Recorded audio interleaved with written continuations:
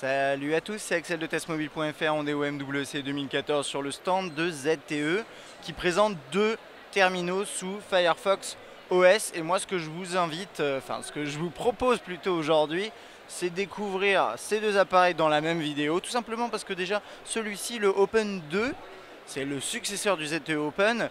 Il est instable, donc je ne vais pas pouvoir utiliser l'interface. Je vais vous présenter son design rapidement et après je passerai juste à côté sur le ZTE Open C si d'ici là personne le prend de mes mains. Alors, le ZTE Open 2, c'est un appareil avec un écran 3.5 pouces. C'est du HBG ATFT, il mesure 10,5 mm d'épaisseur, il a une batterie de 1150 mAh. Il tourne sous Firefox OS 1.3. Il repose sur une plateforme de Qualcomm MSM 8210 que je connais pas très bien, qui est capable de monter jusqu'à 21 Mbps en 3G a priori.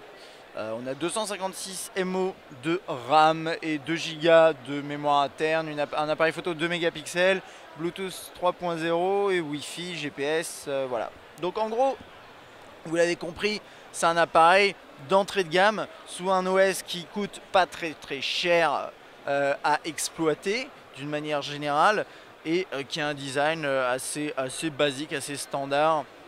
C'est le genre d'appareil qui coûtera Alors ouais, j'ai demandé à la personne à côté, au démonstrateur Firefox, il savait pas trop, mais en gros il m'expliquait que ce serait autour de 100 $. Bon, voilà, ce sera un petit prix. De toute façon, il faut s'attendre à moins de 100 $ a priori. Ok, moi je dirais, on va passer tout de suite sur le côté, toc toc, parce que je suis pas tout seul, au ZTE Open. Donc là pareil, je vais l'essuyer pendant que je vous parle des specs, qui tourne sous Firefox OS 0. Ou Firefox OS 1.3, qui a un écran 4 pouces WGA en multitouch, enfin ouais, touchscreen tout simplement. Il est dual-core 1,2, il a 512 MO de RAM, 4 Go de mémoire interne. Et il a un appareil photo 3 mégapixels, une batterie de 1400 mAh. Il est un peu mieux équipé, mais ça reste du terminal quand même d'entrée de gamme, hein. C'est un smartphone d'entrée de gamme. Là ici je l'ai dans la version rose, non, c'est rouge rosé on va dire, mais c'est plus rouge que rose. À côté je l'ai en orange, bleu, différents bleus. Enfin voilà, assez funky au niveau des couleurs. Touche on-off, verrouillé, déverrouillé, jack, la tranche ici avec le bouton de volume, micro USB. Apparemment il est tombé parce qu'il y a la coque arrière qui est en train de s'ouvrir, je ne sais pas. Il n'y a rien sur cette tranche là. Et jack et on-off, ça je l'ai déjà montré. Et à l'arrière, la mention Firefox OS, il doit avoir un logo ZTE derrière, l'appareil photo sans flash.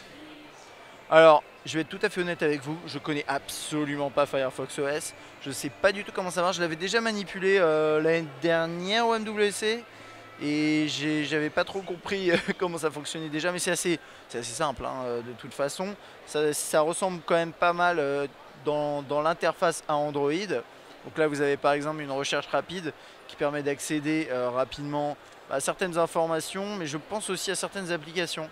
Et typiquement là il y a quelqu'un qui a voulu rechercher Madonna et j'ai des applications là qui apparaissent et qui vont me permettre de rechercher Madonna. Typiquement j'appuie sur Wikipédia, ça va me faire une requête Madonna sur Wikipédia, ce genre de truc. Donc là ça charge pas parce qu'à mon avis internet est complètement down. Là j'ai le multitâche, hop, je vais revenir en arrière. On va regarder ce qui est de voilà, tout ce qui est téléphonie. Ça a l'air de bien fonctionner tout ça. Vous pouvez rajouter un contact, accéder au contact ici, synchronisation avec Facebook visiblement. On peut importer des contacts également. Hop, les messages. Alors il n'y a pas eu de message, on va remédier à cela. Le clavier est plutôt esthétique hein. Il est plutôt joli.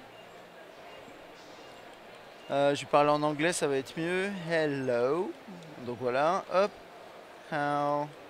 Donc il me propose un terme pardon. How are you? Il m'a corrigé. How are you doing? Voilà, donc ce genre de truc. Ça a l'air de bien fonctionner, hein. C'est plutôt fluide aussi, c'est ça qui est intéressant hein, sur un appareil comme ça, d'entrée de gamme, on peut s'attendre à ce qu'on manque de réactivité. Alors là, il me semble qu'il y a un menu accessible quelque part. Alors ça c'est la galerie. Ok, je vais réessayer, c'est pas grave. Si j'appuie sur photo, ça prend une photo, soit. Est-ce que j'ai des paramètres? Paramètres? Pas de paramètres? Je sais pas, hein. Désolé, je découvre aussi. Hein.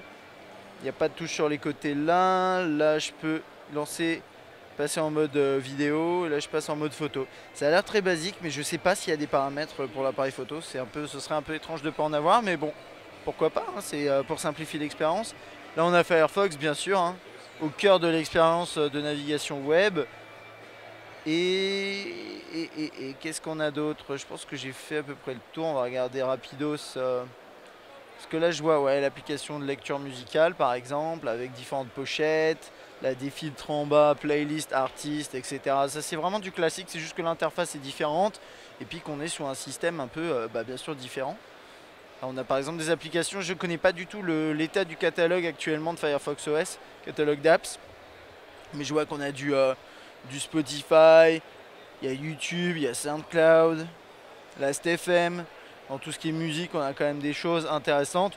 Donc à voir. Moi, ce que j'aimerais bien un jour, c'est quand même en tester un pour mieux apprendre à ce qu'il y a derrière. Là, le calendrier, plutôt bien. Plutôt réussi, ouais. Une belle interface. Que dire de plus? Ouais, ici par exemple, vidéo. Hop, c'est rapide, hein. Vous avez vu, je sais pas, ça m'a surpris. La rapidité à laquelle la vidéo s'est lancée. Ça peut sembler bête, mais je sais pas. Vous voyez, c'est super rapide. Donc bon, c'est intéressant parce que c'est pas un appareil qui est super bien équipé, mais il tourne bien. Il sera pas très cher, enfin ils seront pas très chers tous ces petits terminaux.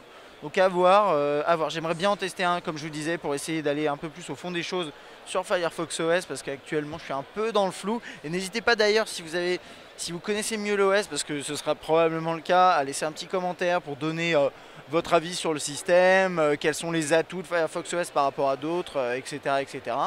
Et en attendant, j'espère que cette petite vidéo de présentation rapide hein, du Open 2 et OpenC vous a plu. Et moi je vous dis à la prochaine.